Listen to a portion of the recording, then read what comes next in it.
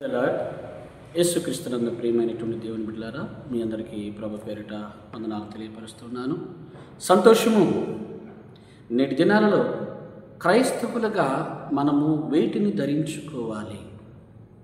సాధారణంగా మనం అనుకుంటాం కదా, విలువైనటువంటి వస్త్రములు, విలువైనటువంటి ఆభరణములను ధరించుకోవాలన్నమాట. మంచిదే, ఎందుకంటే ఈ లోకంలో ఉన్న సమస్తము కూడా మనం అనుభవించడానికి దేవుడిచ్చాడు. మంచి విలువైన వస్త్రములు, విలువైనటువంటి ఆభరణములు అన్నిటినీ కూడా ధరించుకోవడానికి దేవుడు ఇచ్చాడు. కానీ తగు మాత్రం కనుక ఎదుటివారికి ఎబ్బెట్టి కొట్టకుండా ధరించుకోవాలి.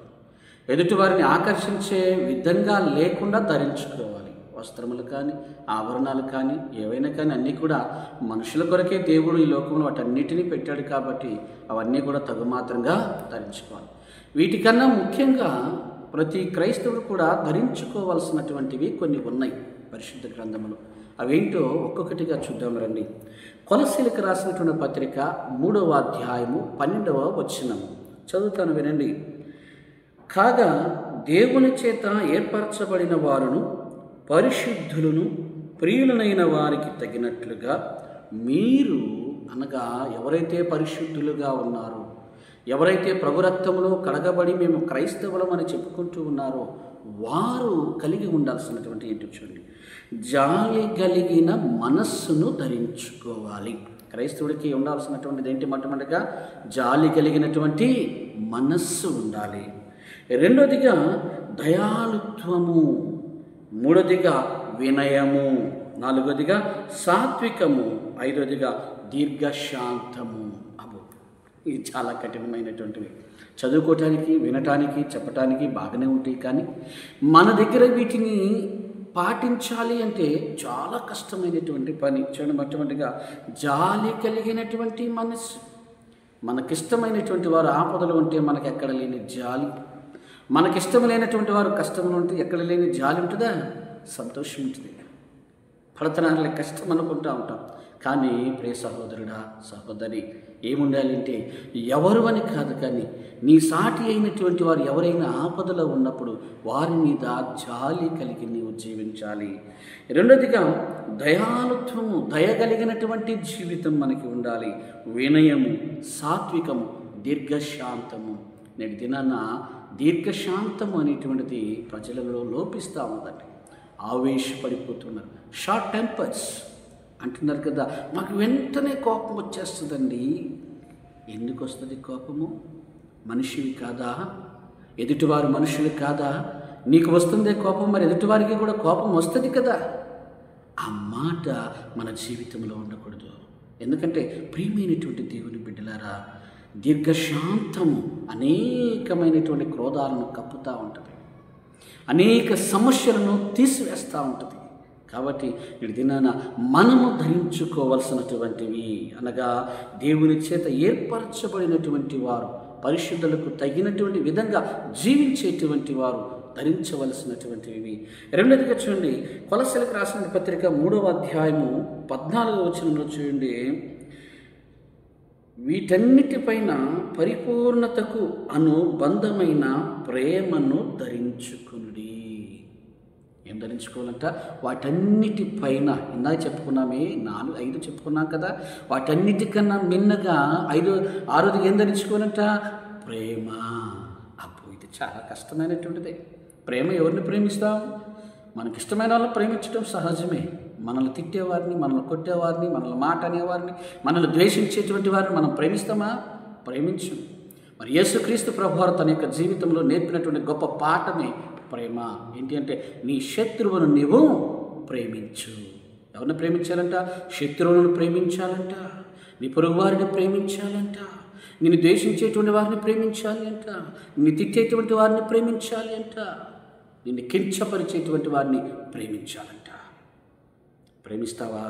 యేసుక్రీస్తు ప్రభువారు ఎదుట అంటున్నారు కదా, ఇతనెవరో మాకు తెలియదు, దేవుణ్ణి దూషిస్తూ ఉన్నాడు, కాబట్టి నేను సిలువ వేయండి, చంపవేసేయండి అంటుంటే పిలాతు అంటున్నాడు కదా, అయ్యో నేను ఈ పని చేయలేను. ఇతనిలో ఏ దోషం నాకు కనిపించటం లేదు అంటుంటే వాళ్ళందరూ అంటున్నారు కదా, మీకు కాదు, మీరు కాదు, ఆ పాప ఫలితం మీరు అనుభవించాల్సిన పని లేదు, మేము అనుభవిస్తాం, ఆ పాపము మా మీద మా పిల్లల మీద ఉండును కాక. చూడండి ఎంతగా ద్వేషిస్తున్నారంటే యేసుక్రీస్తు ప్రభు వారిని మరణానికి అప్పగించేంతగా ద్వేషిస్తూ ఉన్నారు. కానీ వారి మీద క్రీస్తు ప్రేమ మాత్రము తగ్గలేదండి. అంటుండే కదా, తండ్రి వీరేమి చేయుచున్నారో వీరు ఎరుగురు గనుక దయచేసి వీరిని క్షమించండి. ఎంతటి ప్రేమ ఒకసారి ఆలోచన చేయండి, ఎంతటి కృప యేసయ్యది. కాబట్టి నేటి దినాన మనము ధరించుకోవాల్సినటువంటి 6వ అంశం ఏంటి అంటే ప్రేమను ధరించుకోవాలి. ప్రేమను ధరించుకోవాలి. ఎటువంటి ప్రేమ అయ్యా ఇది అంటే యేసుక్రీస్తు వారి ప్రేమ. యేసుక్రీస్తు లాంటి నిస్వార్థమైనటువంటి ప్రేమ మనము ధరించుకోవాలి. చూడండి, ఎదురుగా ఉన్నప్పుడు ఎంత ప్రేమగా నటిస్తామో, ఎంత ప్రేమగా ఆప్యాయంగా మాట్లాడతామో, కానీ ఆ వ్యక్తి పోయిన తరువాత ఎంతగా ద్వేషపూరితమైనటువంటి మాటలు మాట్లాడతాము. అటువంటి స్వభావము మనకి ఉండకూడదు. ప్రతి ఒక్కరిని కూడా పరిపూర్ణముగా ప్రేమించే విధంగా మనము ఉండాలి. రెండోదిగా ఇంకొక మాట చదువుకున్నాం. చూడండి, ఎఫెసీయులకు రాసిన పత్రిక 6వ అధ్యాయము 17వ వచనంలో గనక మనం ఆలోచన చేసినట్లయితే, ప్రియమైనటువంటి దేవుని బిడ్డలారా, రక్షణ అను శిరస్త్రాణమును, దేవుని వాక్యమును, ఆత్మ ఖడ్గమును మనము ధరించుకోవాలి. రక్షణను శిరస్త్రాణము మనము ధరించుకోవాలి. అదే రీతిగా వాక్యమును, ఆత్మ ఖడ్గమును మనము ధరించుకోవాలి. వాక్యమును ఆత్మ ఖడ్గం అంటారు. ఇది ఎటువంటి ఖడ్గం? వాక్యం అనేటువంటి 2 అంచులు గల ఎటువంటి ఖడ్గము కంటేను వాడిగలిగినటువంటి ఖడ్గం ఇది. ఆ ఖడ్గాన్ని, వాక్యం అనేటువంటి ఖడ్గాన్ని ధరించాలా. వాక్యము మన దగ్గర ఉండాలా, వాక్యము మన యొక్క చేతులలో ఉండాలా. చూడండి ప్రియమైనటువంటి దేవుని సంగమ, మనము ధరించుకోవాల్సినటువంటివి రక్షణ, రెండోదిగా వాక్యం అనేటువంటి ఖడ్గాన్ని ధరించుకోవాలి. వాక్యం అనేటువంటి ఖడ్గాన్ని ధరించుకోవాలి మన యొక్క జీవితాల్లో. అదే రీతిగా ప్రియమైనటువంటి దేవుని బిడ్డలారా, మనం ఆలోచన చేసినట్లయితే ఇక్కడ ఎఫెసీయులకు రాసినటువంటి పత్రిక 6వ అధ్యాయము 11వ వచనాన్ని కనుక మనం గమనించినట్లయితే, దేవుడిచ్చు సర్వాంగ కవచమును మనం ధరించుకోవాలి. దేవుడిచ్చేటువంటి సర్వాంగ కవచం చూద్దాం. ఇక్కడ 11వ వచనం నుంచి మనం చూసినట్లయితే 14వ వచనం, ఏలయనగా మీ నడుమునకు సత్యమును తట్టి కట్టుకొని, నీతియను మైమరుపు తొడుగుకొని, పాదములకు సమాధాన సువార్త వలనైన సిద్ధ మనస్సును జోడు తొడుగుకొని నిలువబడి, ఇవన్నీ కాక విశ్వాసమును డాలు పట్టుకొనిడి, దానితో మీరు దుష్టుని అగ్నిబాణములన్నిటినీ ఆర్పుటకు శక్తిమంతులవుదురు. మరియు రక్షణను స్థిరస్థానమును, దేవుని వాక్యమును, ఆత్మ ఖడ్గమును ధరించుకుని. సర్వాంగ కవచము అనగా ఈ లోకంలో అపవాది వేసేటువంటి బాణములను, అపవాది మన మీద ప్రయోగించేటువంటి తంత్రములను, వీటన్నిటిని మనం ఎదిరించాలి అంటే సర్వాంగ కవచం మనకి ఉండాలి. ప్రతిదానికి కూడా పరిశుద్ధ గ్రంథంలో చాలా స్పష్టంగా రాయబడి ఉన్నదండి. సర్వాంగ కవచం అంట పరిపూర్ణంగా ఉండాలి.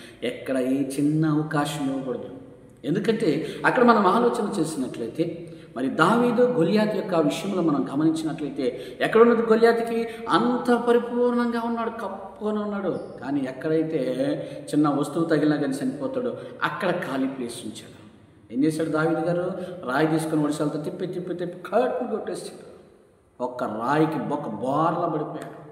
అదే రీతిగా మన యొక్క విశ్వాస జీవితంలో కూడా అపవాది వేసేటువంటి అగ్ని బాణములను మనం ఎదిరించాలి అంటే, అపవాది యొక్క తంత్రములను మనం ఎదిరించాలి అంటే సర్వాంగ కవచమును మనము ధరించుకొని ఉండాలి. సర్వాంగ కవచం. అదే రీతిగా 5వదిగా మనం గమనించినట్లయితే, ఎఫెసీయులకు రాసిన పత్రిక 4వ అధ్యాయము 24వ వచనంలో కనుక మనం గమనించినట్లయితే చాలా స్పష్టంగా రాయబడినది, నీతియు యథార్థమైన భక్తి గలవారమై దేవుని పోలికగా సృష్టింపబడిన నవీన స్వభావమును ధరించుకోవాలి.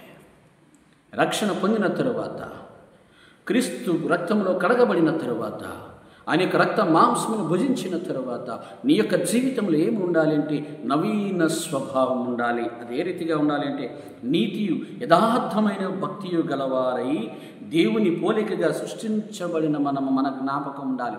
దేవుని పోలికగా సృష్టించబడినటువంటి మనకి ఏమి ధరించుకోవాలి అంటే నవీన స్వభావమును ధరించుకోవాలి. క్రొత్త స్వభావం రావాలా. మనలో పాత పాప పురుషుడు నాశనము కావాలి. మనలో పాత పాప పురుషుడు సమాధి చేయబడాలి. నవీన స్వభావం, అది ఎవరి స్వభావం అంటే యేసుక్రీస్తు ప్రభువారి యొక్క స్వభావమును మనము ధరించుకోవాలి. ఎవరి స్వభావం అంటే అది యేసుక్రీస్తు ప్రభువారి యొక్క స్వభావాన్ని ధరించుకోవాలా. ఎప్పుడు ధరించుకుంటామంటే మనకు జ్ఞాపకం ఉండాలా, ఇటువంటిది దేవుని పోలికగా సృష్టించబడ్డామని, దేవుని రక్తంలో కడగబడ్డామనేటువంటి జ్ఞాపకం మనం ఉంటే మనలో నవీన స్వభావం అనేటువంటిది ఉంటుంది.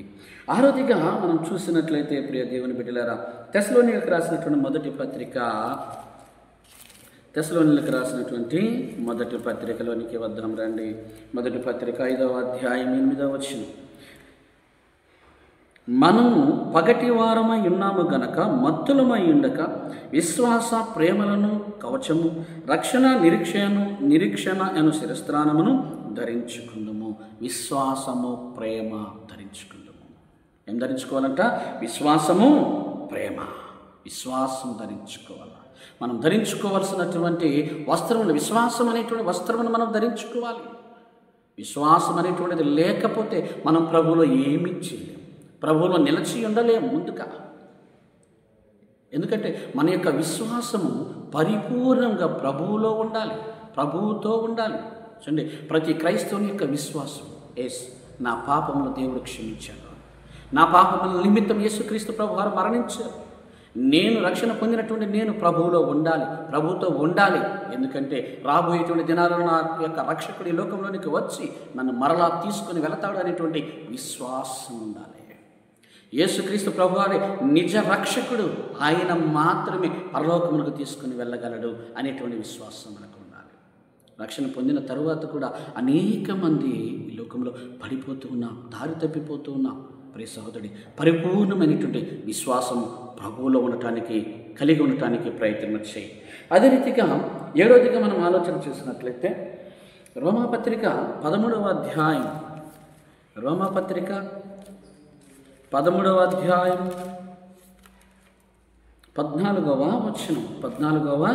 వచనం చూద్దాం. చూడండి, మెట్టుకు ప్రభు అయిన యేసుక్రీస్తును ధరించుకునిన వారై.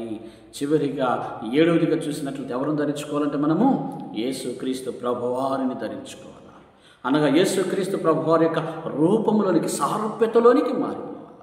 యేసుక్రీస్తు ప్రభువారు వెలుగై ఉన్నారు, మనమును వెలుగై ఉండాలా.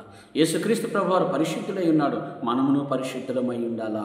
యేసుక్రీస్తు ప్రభువారు నిందారహితుడిగా ఉన్నాడు, మనమును నిందారహితులుగా ఉండటానికి ప్రయత్నం చేయాలి. యేసుక్రీస్తు ప్రభువారు నిత్యము ప్రభు సన్నిధిలో గడిపేవాడు, మనమును ప్రభు సన్నిధిలో గడిపేవారమై ఉండాలి. యేసుక్రీస్తు ప్రభువారు తన తండ్రి పనులు నెరవేరుస్తూ ఉన్నాడు, పరిపూర్ణంగా నెరవేర్చాడు. మనమును మన ప్రభు అయినటువంటి యేసుక్రీస్తు ప్రభువారు మనకు అప్పు చెప్పినటువంటి పనిని పరిపూర్ణముగా నెరవేర్చేటువంటి బిడ్డలమై ఉండాలి. ఇదే క్రీస్తును ధరించుకోవటం. అనేక మందికి యేసుక్రీస్తు ప్రభువారు ఈ లోకంలో వెలుగుగా ఉన్నాడు, అనేక మందిని వెలిగించాడు.